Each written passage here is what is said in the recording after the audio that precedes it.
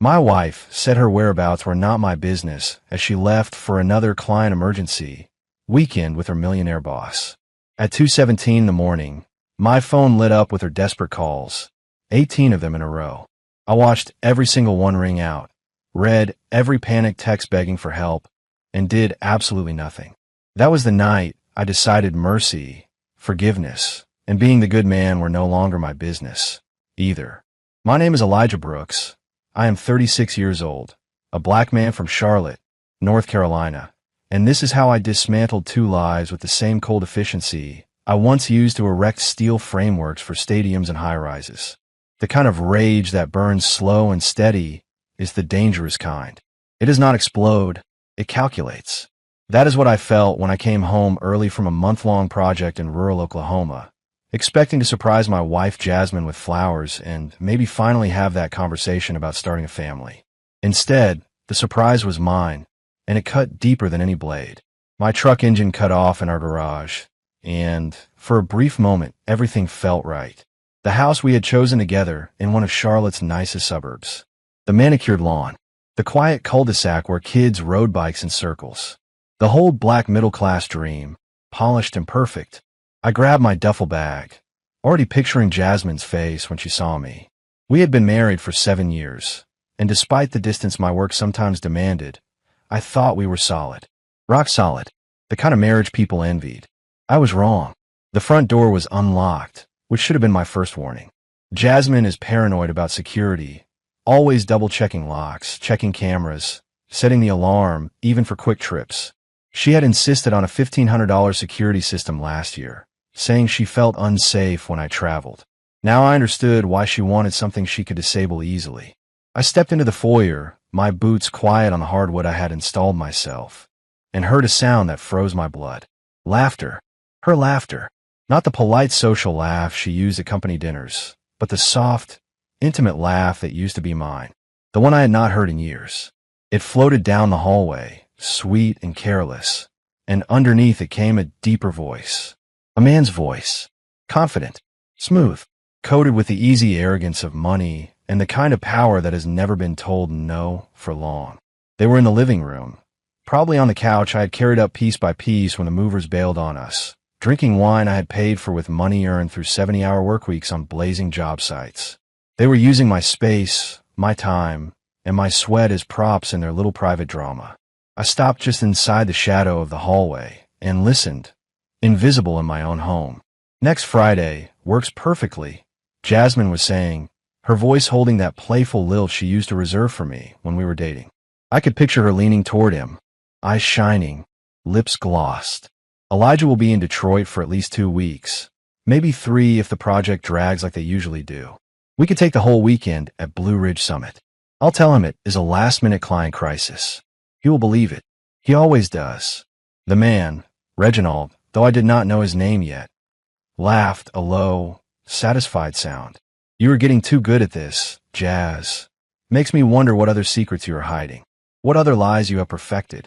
His tone was half joking, half admiring, like a coach praising his star player for bending the rules and still scoring. Do not worry, Reggie, Jasmine said, and I could hear the smile in her voice. You are my only secret. My most expensive, most thrilling secret. My escape from the boring life I have been living. They laughed together, a perfect duet of betrayal, and something inside me cracked. Not shattered completely, just enough to let the pressure build, like a dam waiting to give way and drown everything downstream. I could have walked in right then. I could have flipped on the lights, caught them with wine glasses in hand and guilt all over their faces. I could have thrown punches, broken furniture, become the cliché of the betrayed black husband losing his mind in his own living room. Instead, I went perfectly still, because in that moment, standing in the shadow of my own hallway with my duffel bag clenched in my hand, I remembered something about myself I had forgotten while trying so hard to be the dependable husband and unshakable provider. I am a builder, yes, but I am also a destroyer when I need to be. I have torn down structures before rebuilding them stronger, watched walls fall and controlled explosions. Sometimes you demolish first, so something better can stand in its place. Right then I knew, whatever we had was already rubble. All that was left was to decide whose lives would be buried in it. I backed out of the house, silently, every step precise and deliberate. Old training surfaced, the kind that comes from years in the army, moving in places where being noticed could mean you did not come home. I slipped back into my truck, started the engine with hands that did not shake, and drove to the Copper Line, a dim bar on the industrial side of town where my friend Leon Rivers spent most evenings. Leon and I had served together. We were both black, both from southern cities, both familiar with sand, sweat, and bullets. He had pulled me out of a bad situation more than once, and I had done the same for him. We had seen one another at our worst without ever needing to explain. If anyone would understand what I was ready to become, it was Leon. The bar looked the same as always. Low lights, old R&B on the jukebox, men staring into glasses like they were reading the future. A couple of women at the far end, half listening to a man who was promising them things he would never deliver. Leon sat in his usual booth in the corner, nursing a bourbon and watching the room with those sharp, assessing eyes of his. He clocked me the second I walked in. "You look like somebody told you your mama died," Leon said as I slid into the booth across from him. He took in my tense shoulders, my blank expression, the way my jaw worked. "But your mama is fine. So what happened?" His voice was calm, but his body shifted like he was bracing for impact. I stared at the scar on his knuckle where a bullet had grazed him years ago. My throat felt tight, like I had swallowed gravel. "Jasmine is cheating on me," I managed finally. "With her boss. In my house. Right now. Probably on my couch. Maybe in my bed soon." Saying it out loud made it more real. It also made something inside me go cold. Leon was not surprised. That annoyed me more than it should have. He just nodded slowly, sipped his drink, and asked, "How long you known?" His tone was clinical, the way he used to sound when he was checking wounds. "I found out 20 minutes ago," I said. "Came home early. Heard them planning the next business trip. And I left instead of putting him through the wall." I let that hang there, because even in my own ears it sounded like cowardice or patience, depending on how you framed it. Leon watched me quietly. "Why?" he asked. "Why did you leave?" There was no judgment in his voice, just curiosity from a man who understood violence and restraint in equal measure. "Because I have a better plan," I said, and my own voice startled me. It was low, flat, almost gentle. Leon's mouth curved into a small, dangerous smile, the kind that never reached his eyes. "Go on then," he said. "Tell me what you need." Over the next week, what I needed turned into a carefully drawn blueprint. I went back to Oklahoma, finished my project, and pretended everything was normal. When I returned home, on schedule, Jasmine greeted me at the door with a smile that did not quite reach her eyes and a hug that did not last long enough. I kissed her cheek like always, set my bag down, and acted as if I had not heard her make plans to spend a weekend at Blue Ridge Summit with another man. Jasmine is a beautiful black woman with smooth brown skin and a smile that used to light up rooms. She had upgraded her wardrobe in the last 2 years. Designer dresses, shoes I knew cost more than a mortgage payment for some families, silk blouses that did not belong to the budget we had agreed on. At first, I thought she was just enjoying the fruits of my labor. Later, I realized she was auditioning for another life. That week, I moved through her home like a ghost. We ate dinner together. We watched a show or two. She scrolled through her phone constantly, screen always face down whenever I walked into the room. When I asked casual questions about work, she mentioned her boss, Reginald Cole, every chance she got. "Reggie said this, Reggie thinks that, Reggie wants me on that new campaign." She said his name the way she used to say mine when we were first in love. I did not confront her. Instead, I watched her like I was studying a structure under stress, cataloging every crack, every forced laugh, every strangely timed emergency meeting, every, "I am exhausted, maybe tomorrow night," when I reached for her in bed. I was gathering data, not begging for honesty. I had stopped looking for truth from her the moment I heard that laughter in my living room. Meanwhile, Leon got to work. He had friends, private investigators, some ex-military, some just nosy and fearless. For a little cash and a lot of bourbon, they followed Jasmine on her late nights. They took clear, full-color pictures of her wrapped around Reginald in hotel lobbies, elevator corners, upscale restaurants. They recorded them entering rooms together at Blue Ridge Summit, a resort near Asheville, at a boutique hotel in uptown Charlotte, that I had once considered taking her to for our anniversary. The files came in daily. Leon would slide a USB drive or envelope across the table at the bar, and I would take it home, lock my office door, and go through every image and record with cold eyes. It made my stomach turn, but I did not look away. Pain sharpened into purpose. Every photo, every credit card receipt, every timestamp became a piece of ammunition. Jasmine did not know that 2 years earlier, when she had first started to seem distant and the warmth in her eyes began to dry up like a lake in August, I had started quietly protecting myself. Some instinct deep in my bones told me to build a separate foundation. I had been in construction and engineering for 15 years. I had relationships with developers across 3 states. People trusted Elijah Brooks to get jobs done ahead of schedule and under budget. While Jasmine scrolled social media and complained about how boring our life had become, I had formed a company in secret, Brooks Steel Solutions.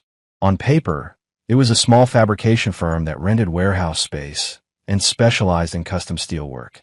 Behind that simple description, my accountant, Calvin Hodge, and my attorney, Nicole Freeman, had built a legal fortress.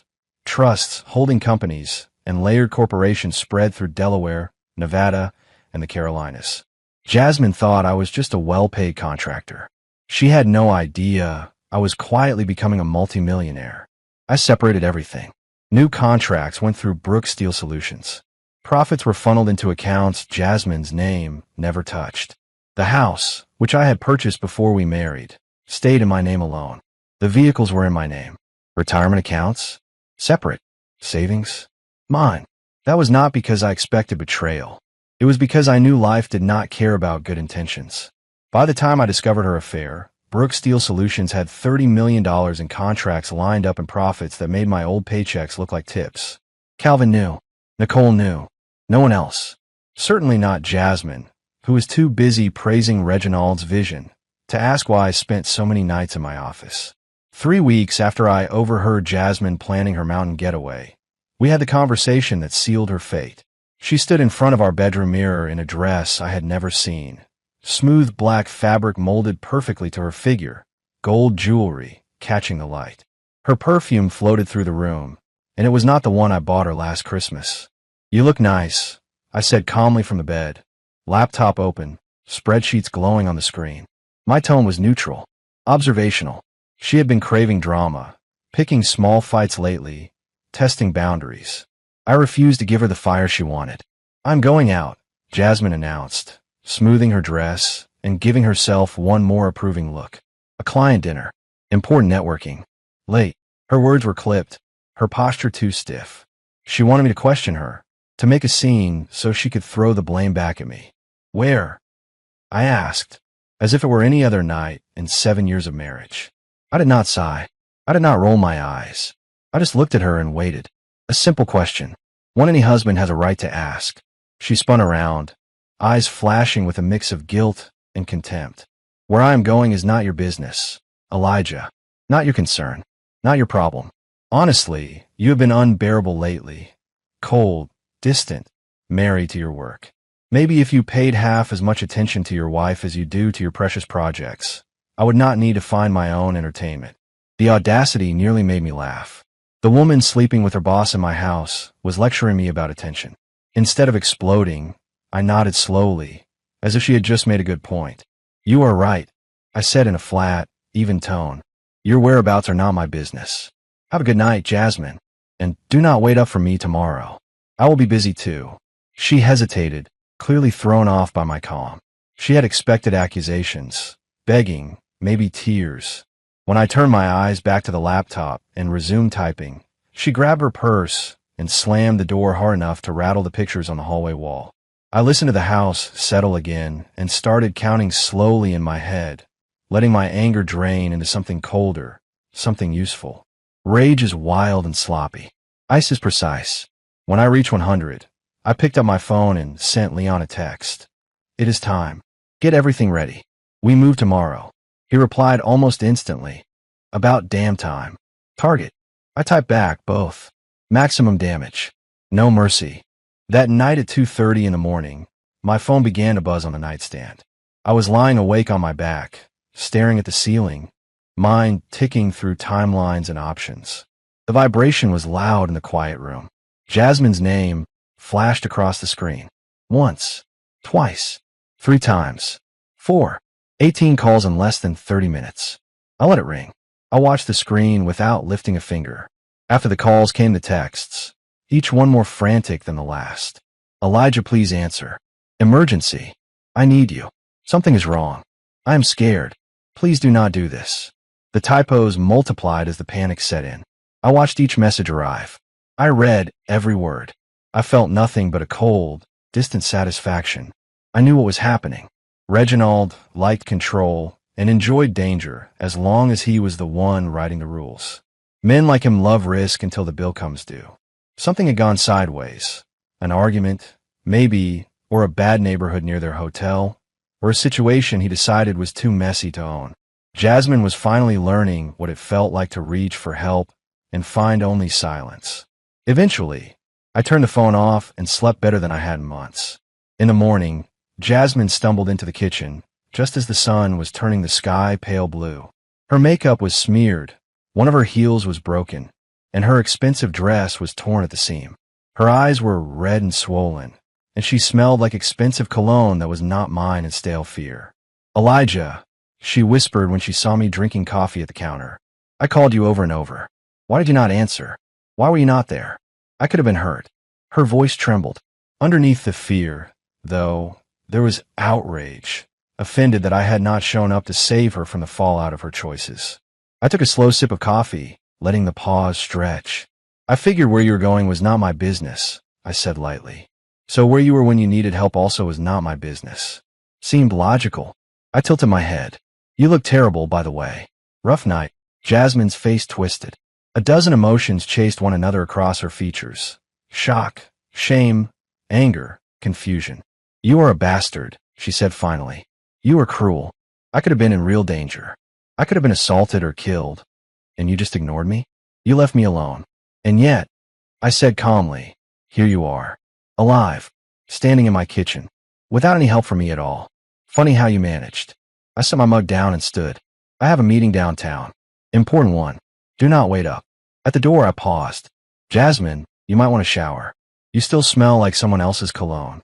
My meeting was with Nicole Freeman, a black woman in her 40s with a reputation in Charlotte family courts that bordered on legendary. Her office at the top of a glass tower overlooked the city skyline, all sharp lines and quiet luxury. When I finished laying out my story, spread the photos Leon had gathered, the printouts of texts I had pulled from our phone records, and the financial documentation Calvin and I had assembled, Nicole leaned back and gave me a long, measuring look. Elijah, she said finally, steepling her fingers, I have been practicing family law for 20 years. I have seen every kind of betrayal, every excuse, every lie. This, she tapped the top folder, is a lawyer's dream. A cheating spouse who is also involved in corporate misconduct, an arrogant boss with a history of harassment and shady accounting, and a client who actually prepared. You're not a victim coming in here with hurt feelings. You are a strategist. I can work with that. We spent hours that day building our plan. No cameras, no theatrics, just Nicole's calm voice and my cold determination. We went through my company's structure, ensuring that Jasmine had no legal claim to assets that were clearly and safely separate. We documented every charge she had made from our joint accounts for hotels, flights, and gifts that had nothing to do with me. Nicole had her paralegal create a visual timeline that made Jasmine's lies stand out in bold red ink. This Reginald Cole, Nicole said, pulling up his information, has a paper trail that smells like smoke. Multiple quiet harassment complaints, settlements paid out of corporate funds, bonus packages that do not line up with performance, and these shell contracts. She whistled softly. If we dig deeper and tie your wife to his financial tricks, we can do more than divorce them. We can ruin them. Professionally, socially, financially. Good, I answered. That is exactly the point. I do not want Jasmine to limp away and land on her feet. I want her to understand what it costs to treat someone like a fool. And I want Reginald to know he picked the wrong husband to disrespect. This is going to be messy, Nicole warned. Public. People will talk. Friends will choose sides. Social media will feast on it. Once we file, there is no putting the lid back on. She watched me closely. You sure you were ready for that? I thought of Jasmine laughing in our living room. Thought of her calling me boring. Thought of her pressing her lips against another man while I worked double shifts to pay for the life she flaunted. Thought of her saying my business was not her concern. I'm not just ready, I said. I'm counting on it. The next phase required facing Reginald himself. Not to fight him. Not yet. I wanted him to feel something he had probably never known in his entire privileged career. Fear of consequences.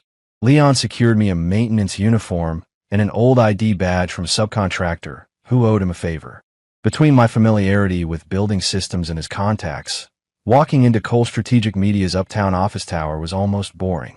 I moved through the lobby with a toolbox in hand and a clipboard under my arm. People glanced at me and then away. No one questions a black maintenance man with purpose in his stride. Not in a corporate building where executives are used as service workers fading into the background.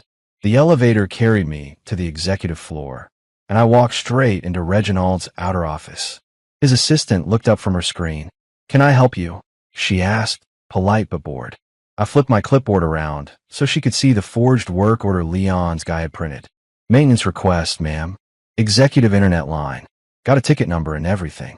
She barely glanced at it before waving me through. "He is on a call," she muttered. "Just be quick." Reginald's office was exactly what I expected. Huge windows with a view of Charlotte's skyline. An oversized desk meant to impress. Leather chairs.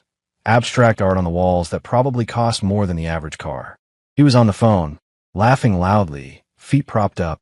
When he saw me, his expression shifted from amused to irritated. "Can I help you?" he snapped, covering the phone's mouthpiece.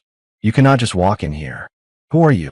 I closed the door quietly behind me, the latch clicking into place like the final piece of a puzzle. I walked to his desk, set my toolbox down, and placed a flash drive by his keyboard. "My name is Elijah Brooks," I said evenly. "I believe you know my wife, Jasmine, very well."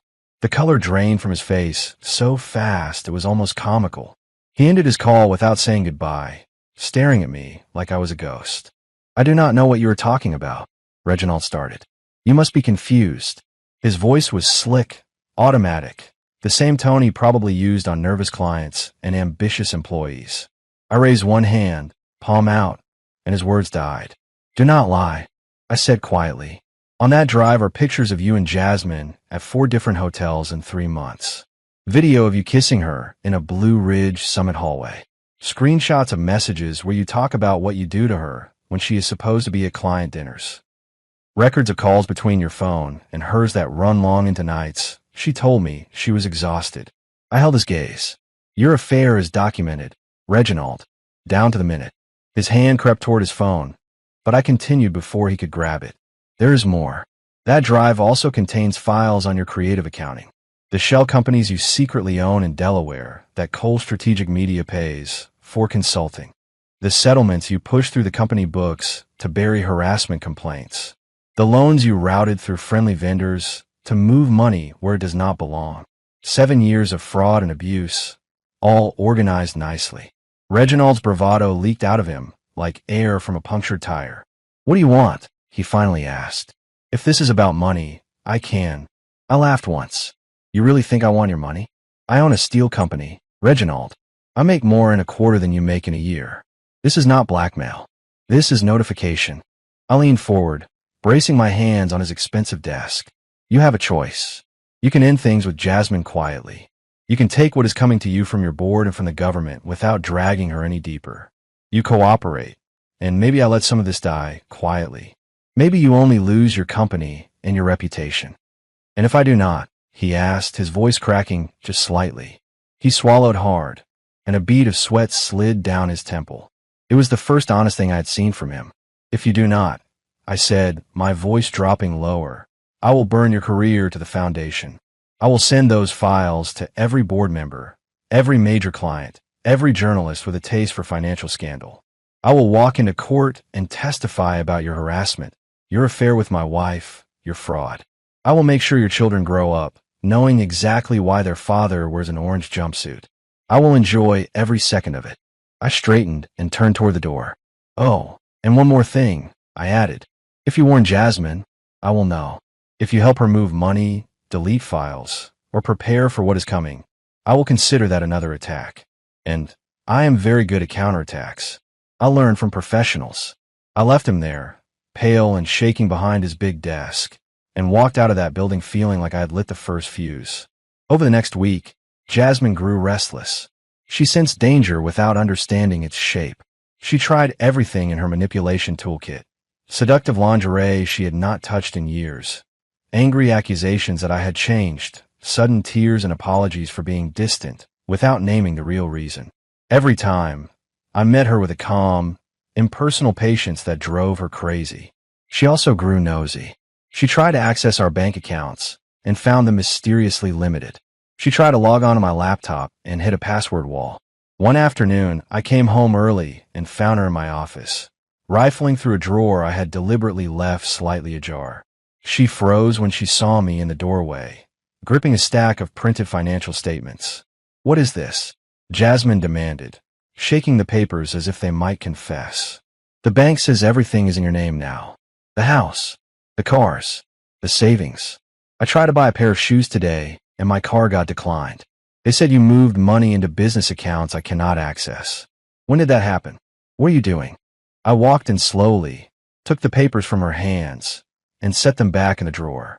Those documents were decoys, created with Nicole's help, painting a picture of a man stretched thin and deeply in debt. "My company needed capital," I said. "We are expanding. Big contracts. You always said I should take my career seriously, remember?" "What company?" she snapped. "Since when do you have a company? You were just a contractor, Elijah. You work for other people." The word just slid out of her mouth like an insult. "Brooks Steel Solutions," I replied. "We have been operating for 2 years. We landed a stadium contract in Phoenix last month. We are hiring. We are doing very well." I met her eyes. "I told you about it, Jasmine. Several times. You were too busy texting to listen." For the first time, she looked at me like she was seeing a stranger, a black man she had married, who had quietly built an empire she did not know about. Her eyes narrowed. "You are punishing me," she said quietly. "You know something?" "What do you know?" "I'm not punishing you," I answered. "I am protecting myself. There is a difference." I let that hang in the air until she looked away, unease creeping over her face like a shadow. The final confrontation came at Blue Ridge Summit Resort, the mountain escape she and Reginald had chosen as their playground. Leon had intercepted the email confirming their reservation. Reginald had been careless enough to send it from his work account. I booked my own cabin at the resort under a different name, paid cash, and arrived several hours before they did. The resort was everything Jasmine liked. Stone fireplaces, high ceilings, luxury spa, soft jazz in the lobby, and prices that could make your chest hurt. Couples walked hand in hand past the big windows overlooking the Blue Ridge Mountains, wrapped in cozy sweaters and illusions. I sat at the bar with a club soda, watching the entrance. When Jasmine and Reginald arrived, they looked like they were stepping into a magazine spread. She wore a deep red dress that hugged her curves, her hair styled in waves that brushed her shoulders. He wore an expensive suit and the kind of smug smile that screams, "I am used to getting away with everything." They did not see me as they checked in, laughing softly, bodies angled toward each other. I waited until their bags had been delivered to their suite. $50 to a housekeeper who had seen this routine too many times before got me a spare key card and a room number. I stood outside their door for a long moment, listening to the muffled sound of music and clinking glasses. Then I slid the card, heard the lock click, and walked in. They were on the balcony, her back against his chest, his arms around her waist as they looked out over the mountains. 2 champagne flutes sat on the railing beside them, catching the last light of the setting sun. For a second, I simply watched them, cataloging the easy intimacy they had stolen from me. "Beautiful view," I said, my voice steady and clear. Jasmine's glass slipped from her hand and shattered on the balcony tiles, champagne spreading like a pale stain. She spun around, her mouth falling open. Reginald turned too, shock warring with irritation. For a heartbeat, none of us moved. "Elijah," Jasmine whispered, "what are you doing here? How did you?" Her voice broke. The color drained from her face, leaving her skin ashy beneath the expensive makeup. I stepped farther into the suite, glancing around. The king-size bed was already turned down. A bottle of top-shelf champagne sweated in a silver bucket. A tray of chocolate-covered strawberries sat untouched. I just wanted to see where my money has been going, I said. Nice room. Romantic. I hear the champagne pairs well with adultery. Reginald moved in front of Jasmine, trying to posture. You need to leave, he said. This is private property. I will call security. You are trespassing. He sounded more rattled than he wanted to admit. I smiled slightly. By now, I said, checking my watch, Nicole has finished emailing your board of directors. They have copies of your financial crimes going back 7 years. They know about the settlements, the shell companies, the money that went missing. They also have a highlight reel of your extracurricular activities with employees. By morning, you will not be worried about resort security. You will be worried about federal agents. Reginald grabbed his phone with shaking hands. Notifications covered the screen. Texts, emails, missed calls. His eyes flicked over them, the blood draining from his face. You cannot do this, he said softly. You are bluffing. Already did it, I answered. You should take that call from your board chair when it comes. I bet it will be intense. I turned my attention to Jasmine, who stood frozen, hands clasped in front of her like a child caught stealing. So this is the escape from your boring life, I said. Was it worth it? Tears welled in her eyes instantly. Elijah, please, Jasmine said. We can talk about this. Just you and me. She jerked her head toward Reginald. Does not matter. I made a mistake. We can fix this. A mistake. I repeated. A mistake is forgetting an anniversary. Sleeping with your married boss in my house for months. Using my money to fund your little vacations. And helping him commit crimes is not a mistake, Jasmine. It is a pattern. It is who you chose to be. I watched her flinch at every word. Reginald tried one more time to regain control. You think you're some kind of hero, he snarled. You were just a bitter man who could not keep his wife satisfied. I gave her what you could not. I crossed the room in 3 strides, grabbed him by the front of his expensive suit, and slammed him against the wall. Frames rattled. His eyes went wide. I have done things to better men than you in places where nobody asked questions, I said quietly. Hurting you would be easy. Too easy. But I want you alive. I want you to watch your world collapse. I want every day of your ruined career to remind you that this started because you could not keep your hands off another man's wife. I let him go. He slid down a few inches and stayed there, trembling. Jasmine pressed a hand to her mouth, a small sound escaping her. I walked over to the coffee table, pulled a folder from my jacket, and dropped it there. Those are divorce papers, I told her. Already filed. In this folder is the inventory of what you are leaving with, whatever is in your personal checking account, and whatever clothes you can pack that I do not donate. That is it.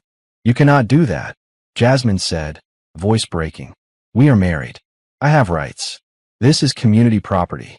She looked wildly from me to the papers, as if they might contradict me. The house is mine, I replied. Bought in my name before we married, and kept that way on purpose. The cars are mine. The savings are mine. The investments are mine. Brooks Steel Solutions belongs to me, and the law agrees. You are walking away from this marriage with a suitcase and a story no one wants to hear.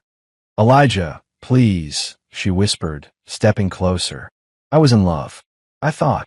You were in love with excitement. I interrupted. With luxury. With being chosen by a man who threw money around and made you feel special. You were in love with yourself, Jasmine. Not with me. Not with our vows. And certainly not with the truth. I headed for the door. At the threshold, I turned back one last time. Do you remember that night you called me 18 times? I asked, when you were scared and alone and begging me to come save you. She nodded, tears running silently now. I was awake, I said. I read every text. I listened to every ring. And I decided you were right. Where you were and what you were doing were not my business. That is the one lesson you taught me that I really took to heart.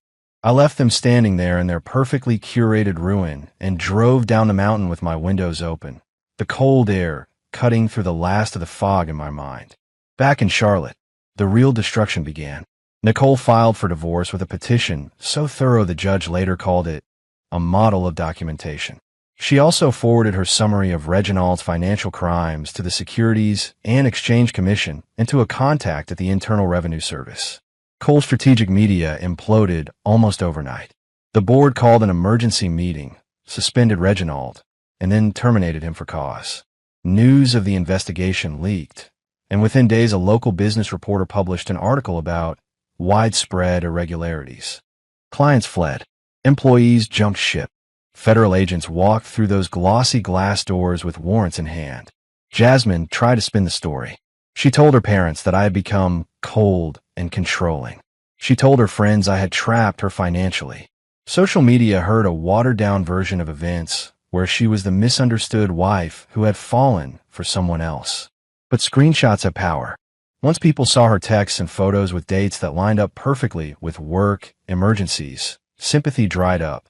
What she did not expect was how fast Reginald turned on her.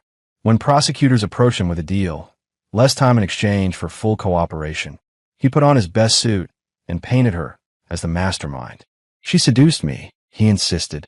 She brought me documents from her husband's files. She pushed me to move money. She wanted a new life and talked me into doing things I never would have done alone. It was pathetic. It was predictable. It was exactly what men like him always do. Investigators followed the trail.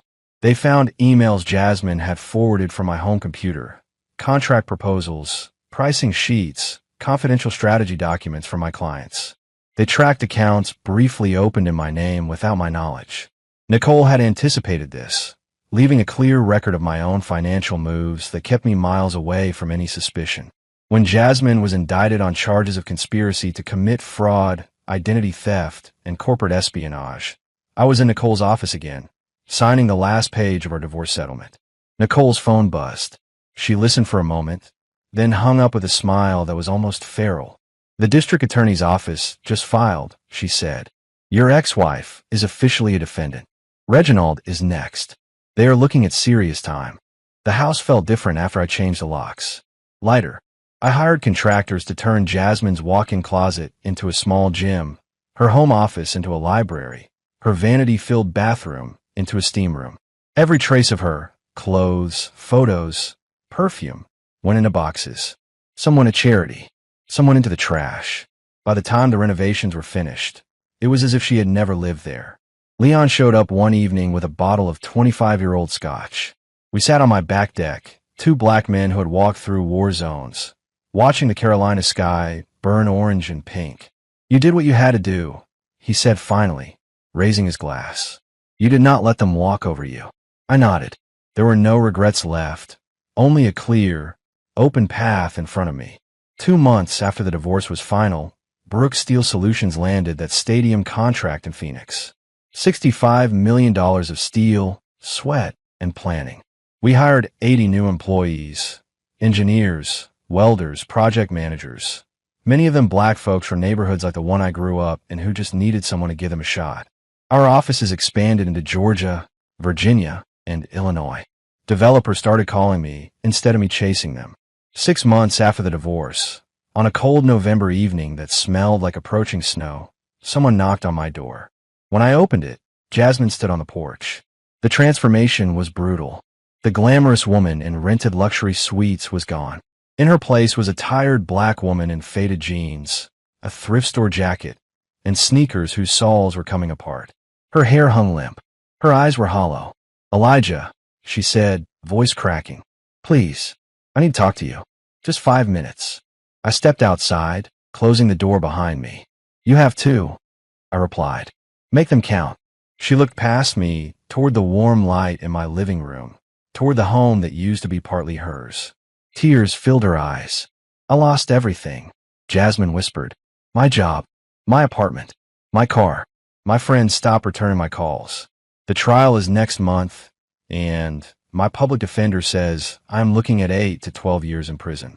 They're saying I was some kind of mastermind. They're saying I pushed Reginald into all of it. And you want what from me?" I asked, keeping my voice calm. "Money? A place to stay? A shoulder?" She flinched at the last word. "I want you to tell them the truth," Jasmine said quickly. "Tell the court I did not know what Reginald was doing. Tell them I was just having an affair, that I did not understand the fraud. Tell them I am not that person." I laughed once, short and sharp. "That would be a lie," I said. "You knew what you were sending him. You were not blind. You forwarded confidential files from my office. You helped him undercut my bids. You opened accounts using my social security number. You moved money. That is not ignorance. That is participation." She grabbed my forearm, fingers digging in. I was in love, she cried. He promised me everything. A house in the city, a ring, a future. He told me we would build a life together once he left his wife. I believed him. I made stupid choices because I cared. I do not deserve prison for falling in love. You're going to prison because you committed crimes, I said. The affair ruined our marriage. The crimes ruined your life. Those are two separate things. I eased my arm out of her grip. You made choices. You knew they were wrong every step of the way, and you made them anyway. She sank to her knees on my front step, sobbing. Please, Elijah, I am begging you. I will work for you when I get out. I will pay you back. I will sign anything you want. I just cannot go to prison. I am terrified. I will not survive there. I looked down at her, at the woman I had once promised to love and protect. I remembered her laughter in my living room while I stood in the hallway invisible. I remembered her telling me my business was not her concern. I remembered 18 missed calls in the middle of the night and my quiet decision to let the phone ring. You made sure I would not survive our marriage with my dignity intact, I said. Now you're asking me to save you from the consequences you chose. No. She looked up at me, face wet, mascara streaking down her cheeks. You are really going to let me go to prison? She whispered. You are just going to stand here and watch this happen? I'm not letting anything happen, I answered. The state of North Carolina is. The federal government is. You, Reginald, and your greed did this. I just stopped you from walking away unscathed. I am done cleaning up your messes. I hate you. Jasmine spat, anger flaring through her despair. You are cold. You are cruel. You are worse than I ever was. You planned this. You set me up. I did not make you cheat, I said calmly. I did not make you steal from my clients. I did not tell you to open accounts in my name or send secret files to your lover. I simply refused to save you. There's a difference. I opened the door and stepped inside. Good luck, Jasmine. I closed the door on her sobs, leaned against it for a moment, and then walked to the kitchen. My phone buzzed. It was Leon. Saw your visitor. You okay? I replied, better than okay. It is finally done. For months later, Jasmine stood in court wearing a plain suit that did not fit quite right. I sat behind Nicole at the prosecution's table, watching. The evidence came in waves. Emails, bank records, testimony from former co-workers. Reginald took the stand and blamed her for everything he could, but the prosecutor tore his credibility apart with his own contradictions. The jury deliberated for less than a day.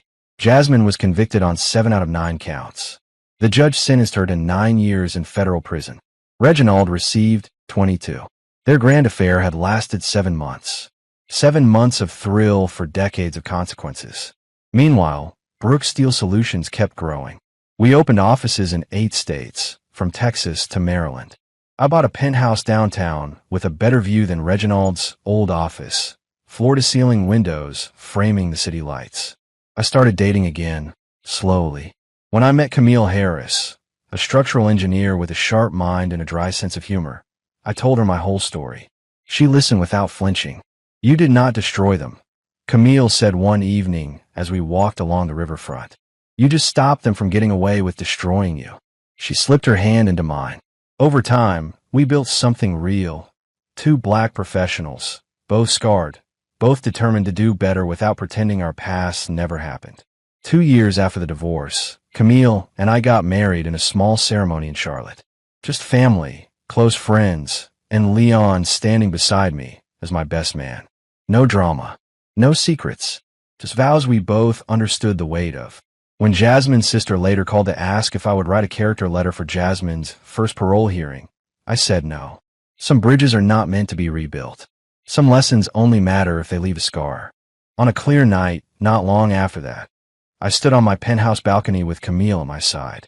The city spread out below us. Buildings I had helped construct, streets I had driven down in rage and in peace, lives intersecting in 1,000 ways. I lifted my glass. Not to forgiveness, not to mercy, just to the simple, quiet fact that I had survived, that I had refused to be the man everyone expected to swallow betrayal and smile. If you enjoyed this story, please like, comment, and share this video with your friends. Subscribe and turn on the notification bell so you never miss a powerful story drop.